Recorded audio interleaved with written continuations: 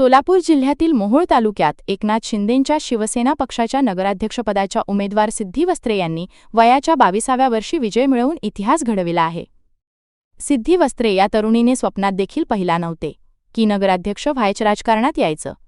तिने बोलताना सांगितलं, स्पर्धा परीक्षा देऊन बँकेची किंवा MPSC UPSC स्पर्धा परीक्षा द्यायचा ठरवलं होता. मोहोळ तालुक्याचे नगराध्यक्षपद SC कोट्यासाठी आरक्षित झाल्यानंतर रमेश बारस्कर या माजी नगराध्यक्षकांनी सिद्धी वस्त्रे या महाविद्यालयीन तरुणीला राजकारणात आणलं. भाजपसारख्या बलाढ्य पक्षाच्या उमेदवार शीतल क्षीरसागर यांच्यासमोर सिद्धी वस्त्रेला घेऊन दंड थोपटले. सिद्धी वस्त्रे या तरुणीने भाजपच्या शीतल क्षीरसागर या महिला उमेदवाराचा 170 मतांनी पराभव केला. सर्वप्रथम मोहोळ शहरातल्या जनतेने जी मला संधी दिली आहे त्यासाठी मी त्यांची आभारी आहे. आणि म्हणजे तुम्ही या निवडणुकीत उतरण्याचा कसा झाला, कसा प्रवास होता? मी माझं शिक्षण इथलंच आहे. मी माझं BCom कंप्लीट झालंय.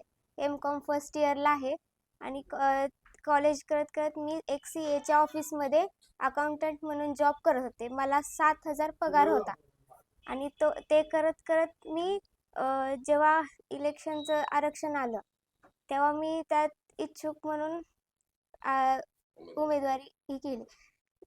आदरणीय रमेशजी बारस्करांनी मला ती उमेदवारी दिली आणि त्यानंतर माझा प्रचार चालू झाला. प्रचारानंतर निवडणूक पार पडली आणि त्यात सर्व जनतेने मला खूप सहकार्य केलं. तुम्ही एकदम कॉलेज झाल्यानंतर कॉलेज कधी झालं एकदम निवडणुकीत झालं तर एकदम शॉकिंग वाटतंय का? कसं एकदम अचानक आलं काय पूर्ण नियोजन होतं? हे सर्व अचानकच झालं.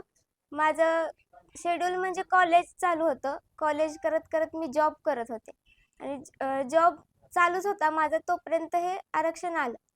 त्यामुळं आम्ही ते इच्छुक म्हणून हे केलं.